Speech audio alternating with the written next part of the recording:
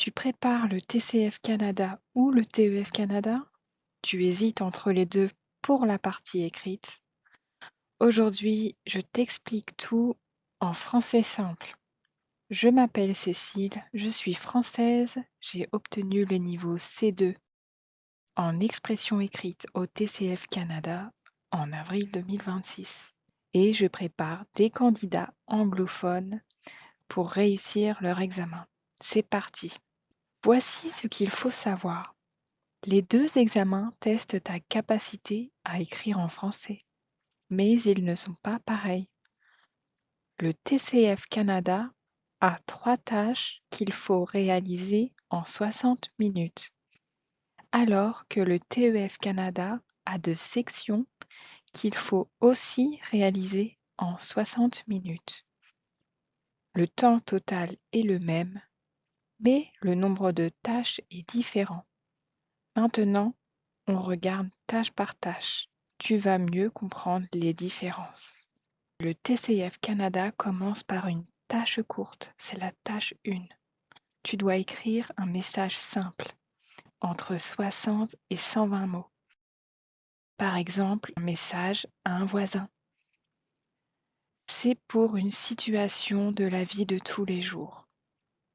Au TEF Canada, cette tâche n'existe pas. En effet, le TEF commence directement par une tâche plus longue. Passons maintenant à la deuxième tâche. Au TCF Canada, tu dois écrire entre 120 et 150 mots. Par exemple, un article de blog, écrire une lettre, écrire un courriel, un texte qui va être plus argumenté. Tu vas très souvent devoir raconter une expérience, une situation et tu peux donner ton opinion. Passons maintenant au TEF Canada. Voyons ensemble la section A. C'est très différent. Tu dois d'abord lire le début d'un article de journal et tu dois écrire la suite. Tu dois donc reprendre un style journalistique. Tu dois reprendre la façon dont a été commencée la rédaction de l'article et tu dois poursuivre la construction de l'idée. Tu dois raconter des faits sans donner d'opinion personnelle.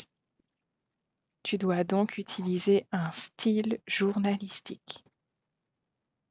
Un autre point important, c'est que seule la limite inférieure en nombre de mots est indiquée.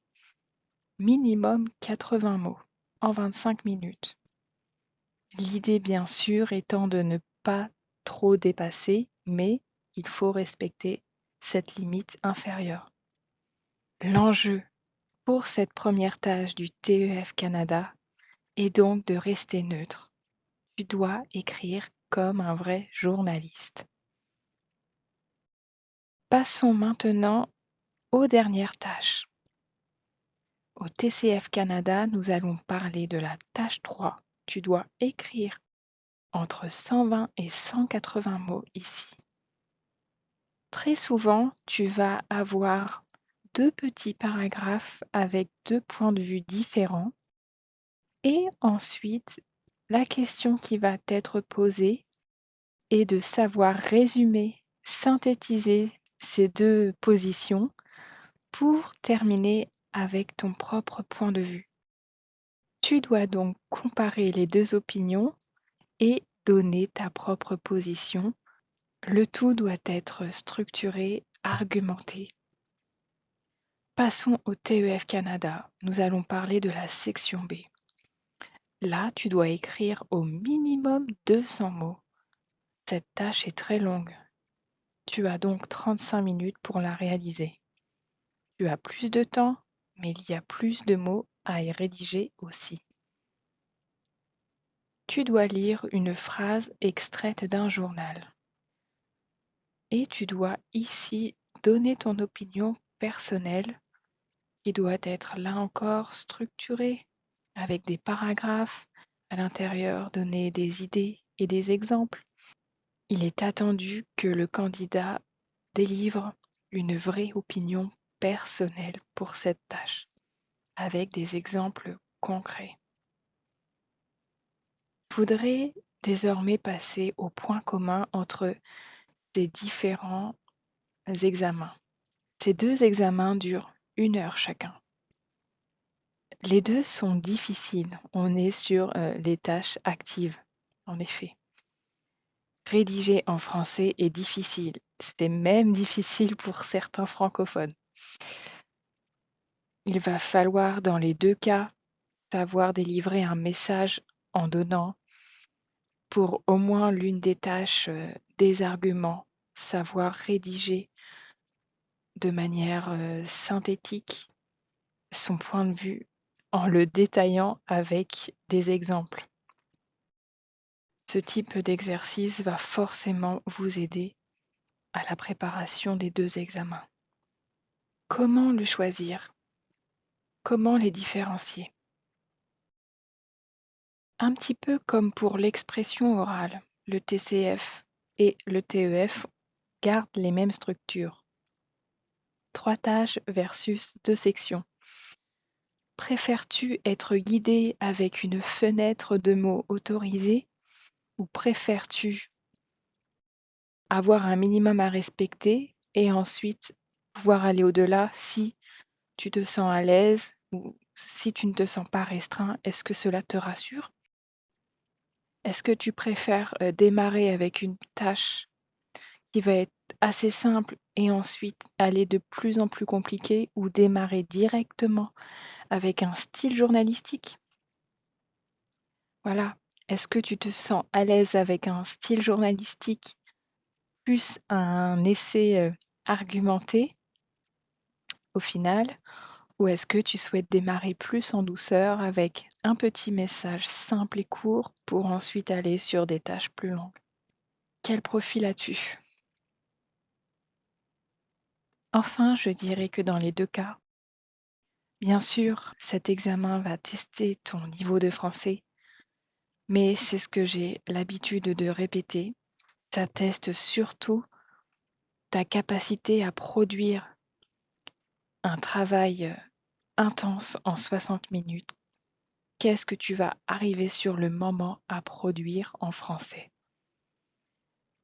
C'est pour cela que je conseille vivement de préparer son examen avec des conditions réelles.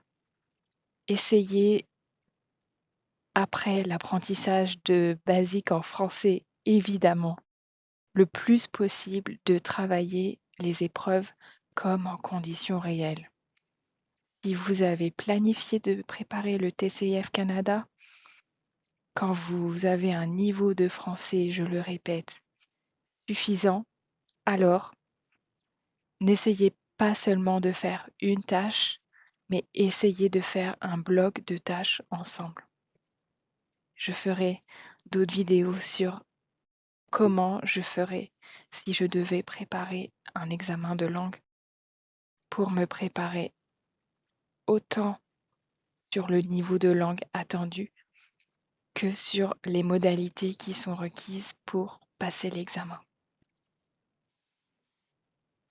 Ensuite, j'irai sur un conseil que je trouve essentiel, mais vous êtes resté jusque-là et c'est primordial. Favorisez toujours la cohérence de vos écrits plutôt que les phrases qui sont à rallonge, très complexes, parfois dans un niveau de français qui n'est pas adapté à la situation. Ces phrases apprises par cœur qui vont gâcher votre travail plutôt que de le mettre en valeur. Faites attention, ça ne va pas augmenter le nombre de points, bien au contraire. Voilà, restez simple, naturel et cohérent. Voilà, tu as toutes les clés pour démarrer une préparation qui te correspond. Si cette vidéo t'a aidé, abonne-toi. Je publie chaque semaine du contenu pour préparer au TCF et au TEF. Et dis-moi en commentaire quel examen tu vas passer ou alors quel examen te semble le plus facile. Merci, à très bientôt.